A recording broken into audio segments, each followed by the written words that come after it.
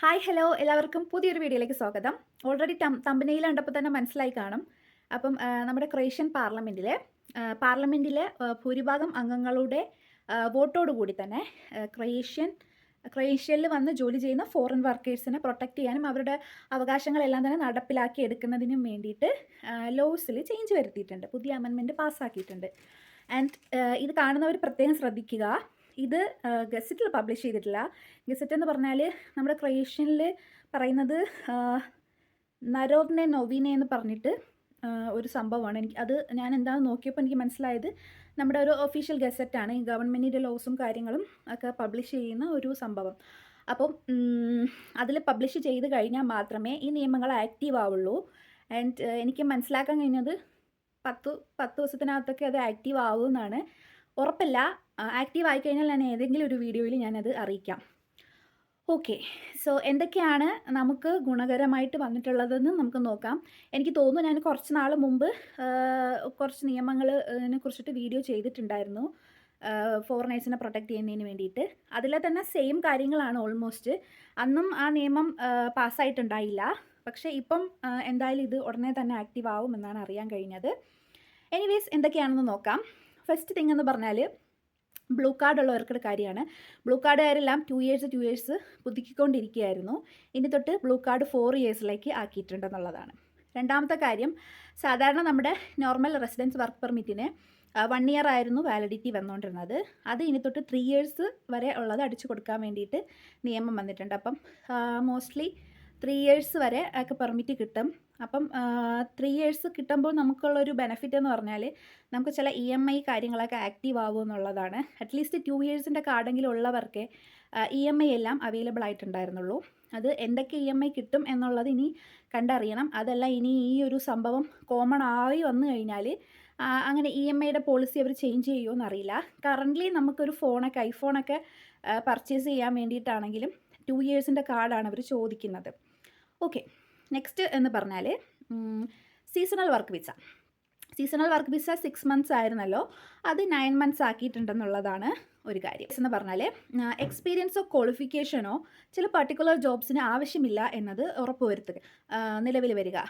അതിൽ അവരുടെ ഇതിൽ എക്സാമ്പിളായിട്ട് പറഞ്ഞിരിക്കുന്നത് house keeping jobs, waiter job, അതുപോലെ തന്നെ കിച്ചൺ അസിസ്റ്റൻറ്റ്, ഷെഫ് അസിസ്റ്റൻറ്റ്, അങ്ങനെയുള്ള ജോബുകൾക്കാണ് എക്സ്പീരിയൻസോ ക്വാളിഫിക്കേഷനോ ആവശ്യമില്ല എന്നുള്ളത്.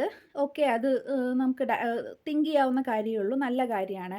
സോ ഫ്രഷേഴ്സിനായാലും എക്സ്പീരിയൻസ് കാണിക്കാതെ ആ ജോബ് സ്റ്റാർട്ട് ചെയ്യാമല്ലോ, നല്ല കാര്യം. എന്ന് പറഞ്ഞാൽ ഒരു ഫിനാൻഷ്യൽ ഗ്യാരണ്ടി ഒരു കമ്പനി ഒരു എംപ്ലോയിക്ക് പ്രൊവൈഡ് ചെയ്യുക എന്നുള്ളതാണ്.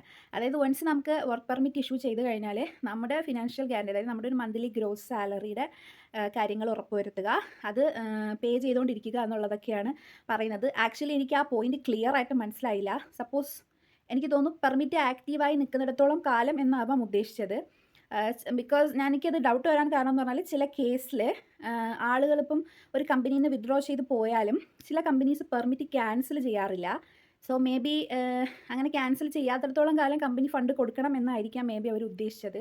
സോ അതുകൊണ്ട് തന്നെ ഒരു ആൾ ഇല്ലീഗലായിട്ടൊക്കെ ചാടിപ്പോയി കഴിഞ്ഞാൽ അവർ പെട്ടെന്ന് ക്യാൻസൽ ചെയ്യുമല്ലോ, കമ്പനി വെറുതെ പേയ്മെൻറ്റ് കൊടുക്കണ്ടേ.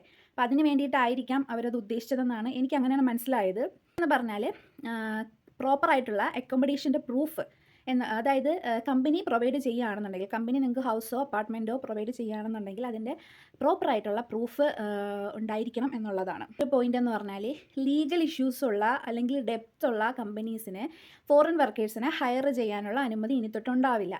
അതേ കാര്യമാണ്. അപ്പോൾ ലീഗൽ ഇഷ്യൂസും കാര്യങ്ങളൊക്കെ ഉള്ള ഓരോ കമ്പനികളും ഇതുപോലെ ആളുകളെ ജോലിക്ക് എടുത്തിട്ട് ഇങ്ങനെയുള്ള കമ്പനീസാണ് പ്രോപ്പറായിട്ട് സാലറി കൊടുക്കാത്തത്, പ്രോപ്പറായിട്ട് ടാക്സ് പേ ചെയ്യാൻ പറ്റാത്ത കമ്പനീസ് ആയിരിക്കും. അപ്പോൾ അങ്ങനെ അനുഭവം ഉള്ളവർ ആണ് ഈ കമ്പനി പറ്റിച്ചു എന്നൊക്കെ പറയുന്നത്.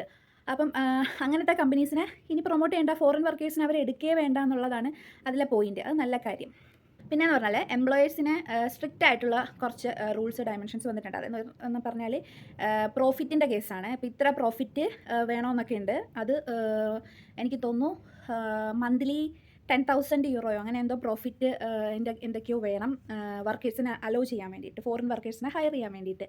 അപ്പം അങ്ങനെയുള്ള കാര്യങ്ങൾ അത് നമുക്ക് അറിയേണ്ട കാര്യമല്ല. നമുക്ക് എന്താ ഗുണമുള്ളതെന്ന് അറിഞ്ഞാൽ മതിയല്ലോ. അത് കമ്പനീസിനെ ബാധിക്കുന്ന കാര്യമാണ്. അത് മാത്രമല്ല കമ്പനീസിനെ സംബന്ധിച്ചാണെന്നെങ്കിൽ ഹയർ ആയിട്ടുള്ള ഈ വയലേഷനെതിരെ നല്ലൊരു ഫൈൻ എമൗണ്ട് അവർ ചുമത്താനുള്ള സാധ്യതയുണ്ട്. 5,000 മുതൽ പറയുന്നുണ്ട്.